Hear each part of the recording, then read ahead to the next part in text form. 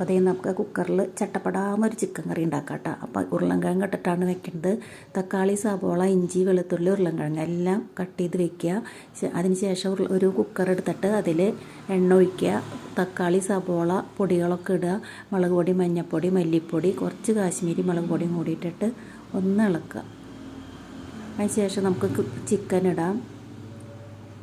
Chicken ഇടുക. അതിൽ പാകത്തിന് ഉപ്പും കുറച്ച് കറിവേപ്പിലയും കൂടി ഇട്ടിട്ട് ഇതേപോലെ ഒന്നും കൂടി ഇളക്കുക. പിന്നെ ആവശ്യത്തിന് വെള്ളം ഒഴിച്ചിട്ട് കുക്കർ അടച്ച് വെച്ചിട്ട് ഒരു വിസിൽ. ആ വിസിൽ പോകണേറ്റ് മുന്നേ നമുക്ക് തുറന്ന് അതിലേക്ക് നമ്മൾ നുറുക്കി വെച്ചിട്ടുള്ള ഉരുളൻകിഴങ്ങ് കൂടി ഇട്ടിട്ട് വീണ്ടും ഒരു വിസിൽ വയ്ക്കുക. പെട്ടെന്ന് തന്നെ നമുക്ക് ചോറിന് കഴിക്കാൻ പറ്റിയ നമ്മുടെ അടിപൊളി ചിക്കൻ കറി. പിന്നെ കുക്കർ തുറന്നതിന് ശേഷം കുറച്ച് ഗരം മസാലയും കറിവേപ്പിലയും കൂടി ഇടുക.